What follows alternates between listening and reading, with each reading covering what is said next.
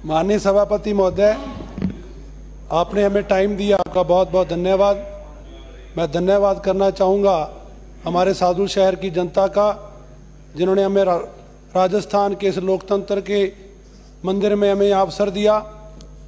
हमारी सरकार ने महामहिम राज्यपाल जी ने अभिभाषण में, हमें खुशी है कि हमारे आदर सत्कार के योग हमारे आदर्श नेता श्री भैरव सिंह जी शेखावत, श्री अटल बिहारी वाजपेयी जी को याद करते हुए उसके पंचचरणों पर चलने का काम किया है।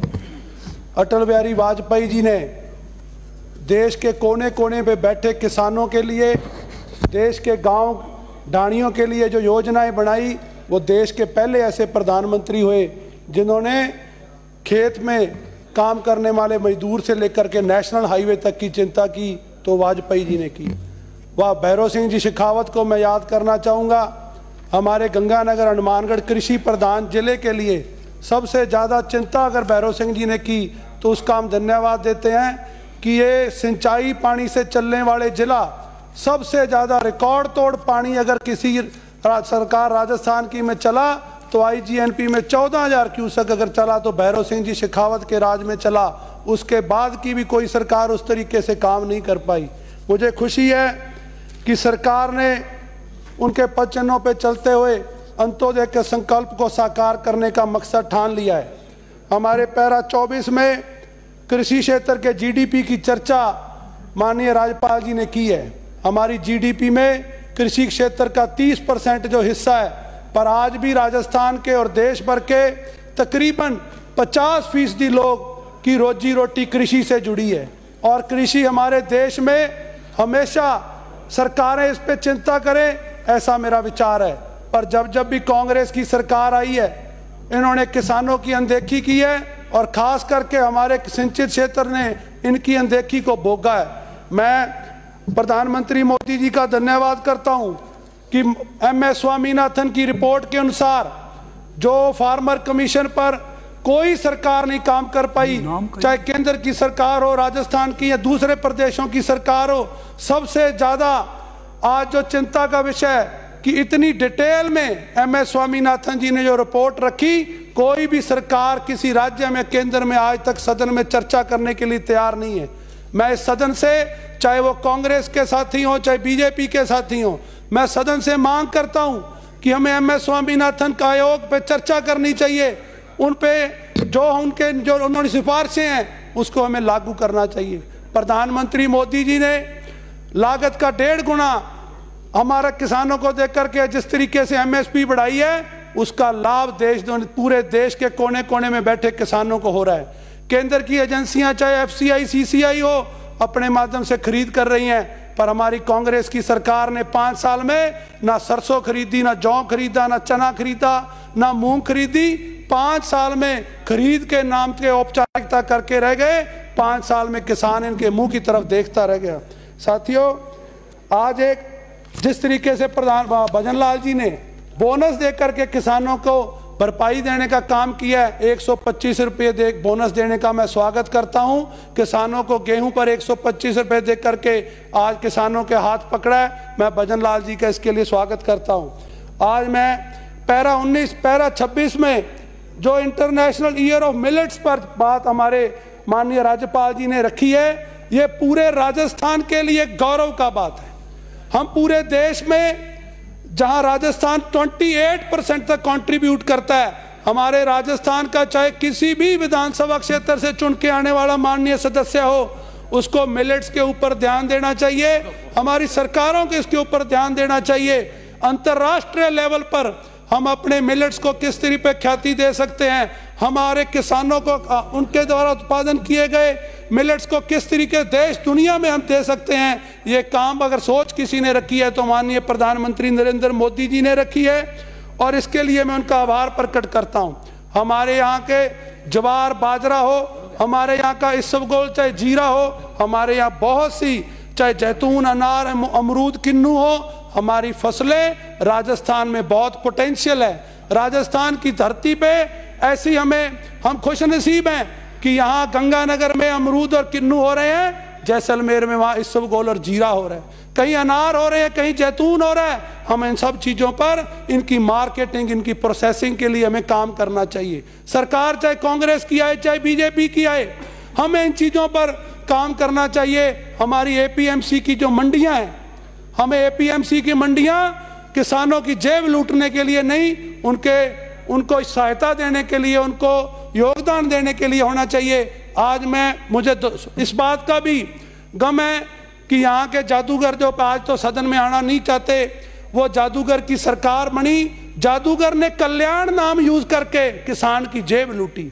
कृषि कल्याण सेस का जो 2% उन्होंने प्रावधान किया, हम तो उस टाइम सदन के सदस्य नहीं थे, वो मीटिंग इनकी फेसबुक में लाइव हुई। कांग्रेस के नेताओं ने भी कृषि कल्याण सेस का विरोध किया।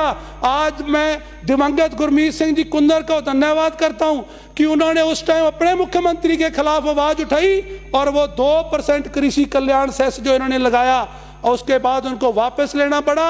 आज भी वो 1% कृषि कल्याण सेस राजस्थान में लगा हुआ है। मैं भारतीय जनता पार्टी की सरकार से आग्रह करता हूं, मैं हमारे मुख्यमंत्री और हमारी सरकार से आग्रह करता हूं कि कोई भी एपीएमसी मंडी का टैक्स है, मैं यहां के अधिकारियों से भी मांग करता हूं, इस पर विचार करने की जरूरत है।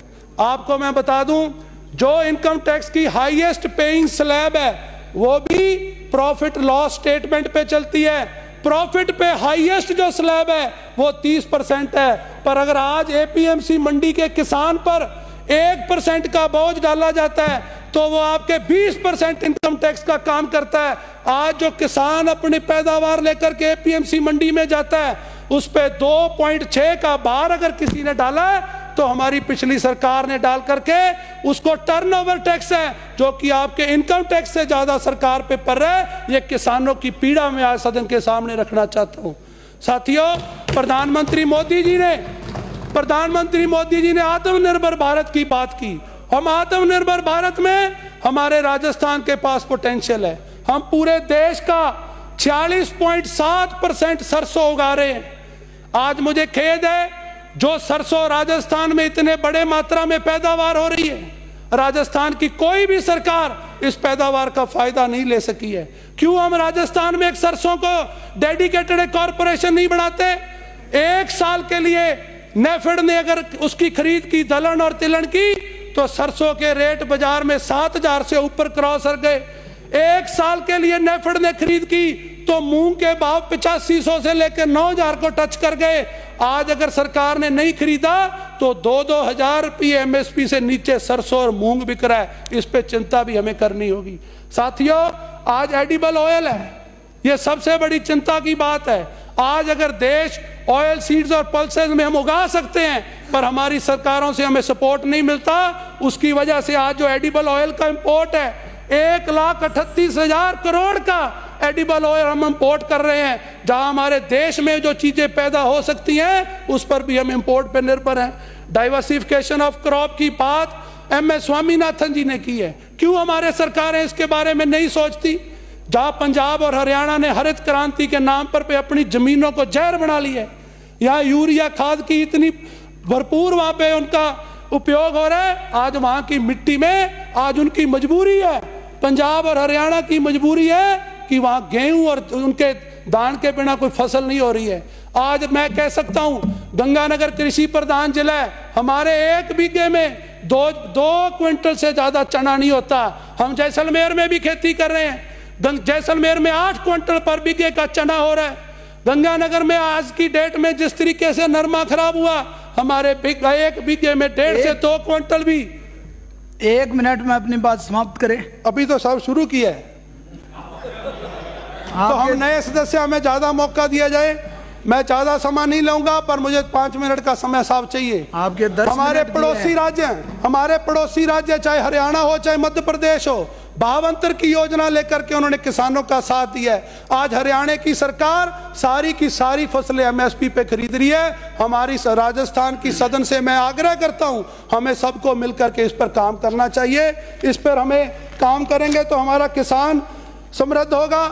आज मैं जादूगर और युवराज जी ने 5 साल पहले जिस तरीके से 10 दिनों में कर्जा माफ का वोट मांगे, 19,000 किसानों की जमीन नीलाम हुई। और मुझे खेद है कि हमारे रायसिंह नगर का सोनलाल नाम का किसान अपने सुसाइड नोट में पूर्व मुख्यमंत्री और पूर्व उप मुख्यमंत्री का नाम लिख करके मरा, और उन्होंने कहा कि इस ये जो योजना का नुकसान हुआ, और वो किसान ने अपनी जान दे दी। साथियों, समाप्त करें। मैं 1 मिनट साहब और लूंगा। एक कोऑपरेटिव महकमे का जो पिछली सरकार ने किसानों की जेब लूटी, उसका मैं आपके सामने सदन पे रखना चाहता हूं। आज के जो एक्सीडेंटल क्लेम है, मोदी जी की फ्लैगशिप योजना में 0.001 पर 2 लाख तक का अनुदान में क्लेम मिल रहा है, और लाइफ इंश्योरेंस पे 0.12 पर क्लेम मिल रहा है। हमारा कोऑपरेटिव डिपार्टमेंट 1000 के पीछे 17 रुपए काट रहा है, जो कि किसानों के साथ बहुत बड़ा अन्याय है। हमारे सिंचाई पानी की बात करूं तो सरंद फीडर हो, IGNP हो, और चाहे फिरोजपुर फीडर हो। फिरोजपुर फीडर का मुझे अफसोस है, इन्होंने अपने मैनिफेस्टो में लिया, इन्होंने अपने बजट में 200 करोड़ की घोषणा की, पर 5 साल में एक बार भी DPR के लिए प्रयास नहीं किए, DPR नहीं बनवा सके। मुझे खुशी है कि भंजन लाल जी ने वादा किया है, हम फिरोजपुर फीडर का निर्माण करा करके 4 विधानसभा जिससे सिंचित होती हैं उसका हम पानी प्रदान करेंगे। और मुझे खुशी है, हमारी पिछली सरकार में वसुंधरा जी को हम लोहगढ़ हेड पे लेकर के गए, हमारी नहरों की दशा दिखाई। वसुंधरा जी ने तुरंत IGNP का 2400 करोड़, जो अभी मेरे साथी बता रहे थे कि 13 जिलों में पानी जाना है, 2400 करोड़ IGNP में दिया, गणेश राज बंसल। और एक मेरी बात नई पर्ची वाली रह गई साहब, नई पर्ची पे बात कर लेने दो। बार बार ये नई पर्ची करते हैं। मैं ये कहना चाहता हूं कि आपकी जो पर्ची दिल्ली वाली पर्ची है, ये आपकी पर्ची बहुत बार आई है। 1980 में आपकी पर्ची स्वर्गीय जगन्नाथ पहाड़िया जी के लिए आई, आपने साल में बदल दिया। शिवचरण माथुर जी को आपने 2-3 साल में बदल दिया। हीरा लाल देवपुरा जी को ये 5 सालों में 3 पर्ची आपकी आई। 1985 में जोशी जी के नाम पे और माथुर जी के नाम पे आई। उसके बाद परशुराम मदेरना जी को जहां उनका हक बनता था आपकी पर्ची आई, पर आज आपकी पर्ची में दम नहीं रहा। आपकी पर्चियां लेकर के आपके माकन जी और खड़गे जी वहां बैठे रहे, आपकी सरकार कहीं और बैठी रही। आज हमारा पर्ची नहीं है, एक आम आदमी, एक आम परिवार का आदमी गणेश राज बंसल जी, और उस मुख्यमंत्री ने पूरे जनता की सेवा करने की ठान ली है। नहीं होगा।